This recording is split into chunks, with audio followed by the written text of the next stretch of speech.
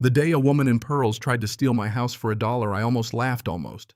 Because when somebody shows up at your front door with a smile that tight and 3 guys in suits standing behind her like hired thunderclouds, you know it's not a bake sale invitation. Mr. Marcus Bennett, she said, holding up a stack of legal papers like she was about to read me my last rights under the Founding Heritage Clause of 1847.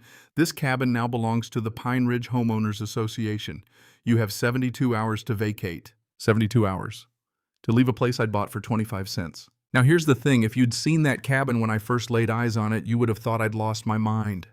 Rotting porch, roof sagging like an old dog's back, windows boarded up with plywood so warped it looked like it had given up hope. Folks at the town auction were snickering when Lot 47 came up, wooden cabin, Pine Ridge Lake, severe structural deterioration, starting bid $1.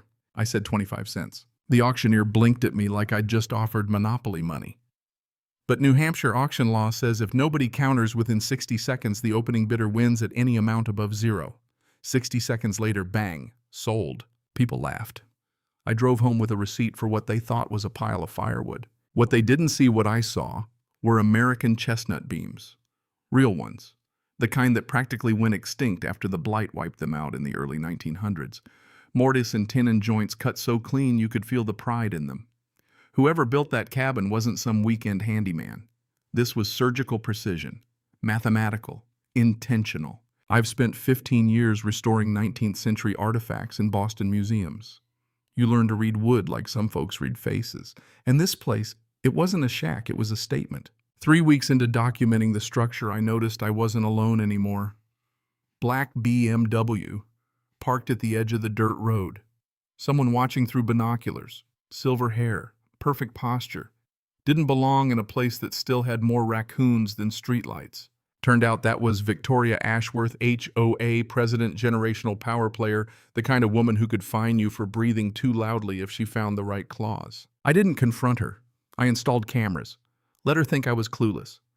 Because when somebody's watching that carefully, it means they know something or they're afraid you're about to know something. And then I found it. Hidden behind loose fieldstone in the basement, tiny carvings in the beams. Symbols, not scratches, deliberate, Celtic knots, Masonic shapes, astronomical patterns. 47 signatures hidden throughout the structure, carved where only someone dismantling the joints would ever see them. That's when I called Dr. Eleanor Hartwell at the Smithsonian, sent her photos. She called me back at 11:30 p.m., breathless. Marcus, these match Elias Whitmore. Now, if you're not a folk art nerd, you probably don't know the name. But in restoration circles, Elias Whitmore is a ghost legend, a master craftsman who disappeared around 1850. Only fragments of his work survived. A chair of his once sold for $400,000. Eleanor said if that entire cabin is his, you're not sitting in a building. You're sitting in a lost masterpiece. Millions. And suddenly that BMW made sense. Victoria didn't show up at my door because of peeling paint. She showed up because her family had been trying to get that property since 1849. That's what Eleanor told me when she invited me down into the Pine Ridge Library archives. She pulled out a journal, Thomas Ashworth, Victoria's great-great-grandfather, entries full of bitterness. He'd tried to buy Whitmore's lake property for 10 times its value. Whitmore refused. Said ownership wasn't about money, it was about worthiness. Thomas wrote about turning the lake into a luxury resort. Said Whitmore's cabin was an obstacle. That obsession, it didn't die, it evolved. Victoria's HOA wasn't about lawn height. It was phase 6 of a 175-year land grab. They'd already acquired 12 shoreline properties through fines, foreclosures, shell companies. My cabin was the last missing piece. And then came the twist that changed everything. Whitmore's letter found buried in an iron box beneath a 300-year-old oak tree after Eleanor and I decoded the cabin's roof. Yeah, the roof. From a drone at 50 meters up, the shingles formed Ursa Major exactly as it appeared over Pine Ridge on October 15, 1850. The Big Dipper's pointer stars led us straight to that oak. Inside the box was Whitmore's will. He bequeathed the property not to a name, but to whosoever possesses sufficient soul and patience to perceive beauty hidden within decay. And here's the kicker. Half the property's assessed value must fund an arts education program for local children. That wasn't just a building, it was a test. Meanwhile, my lawyer buddy Jake Morrison dropped his own bombshell.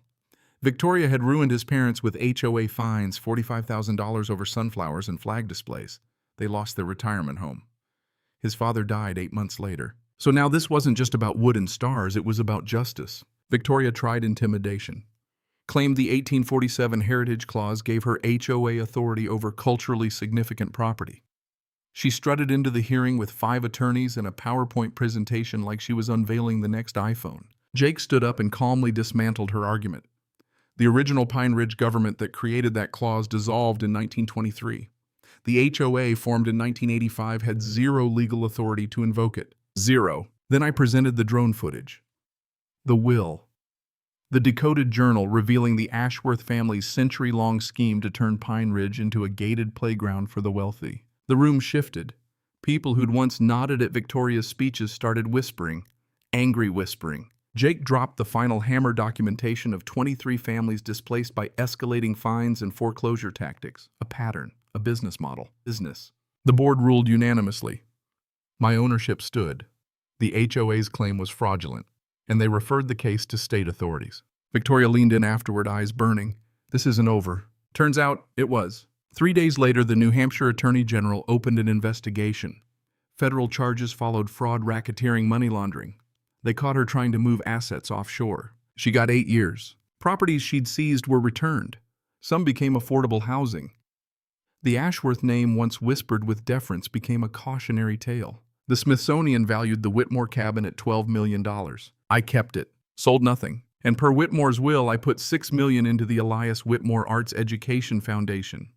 Scholarships, workshops, woodworking programs, kids learning mortise and tenon joints instead of scrolling through TikTok. There's a 12-year-old girl named Emma. Her grandfather lost his home to Victoria. Emma can carve oak like she's channeling Whitmore himself. After one workshop, she said, "I get it now. It's not about people seeing it.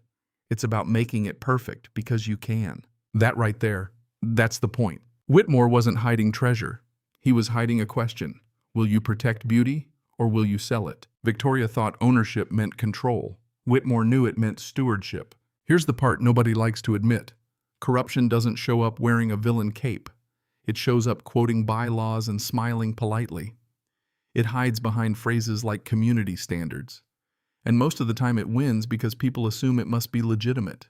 But sometimes all it takes is one stubborn guy with a drone and a magnifying glass. So here's my question for you. Where's the line between regulation and control, between protecting a community and exploiting it? If you've ever dealt with an HOA that felt more like a mafia with landscaping rules, do you fight or do you fold? I'd love to hear your take.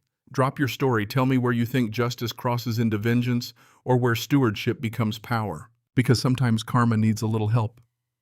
And sometimes the stars really do write the ending, you just have to look up. Cảm ơn các bạn đã xem video.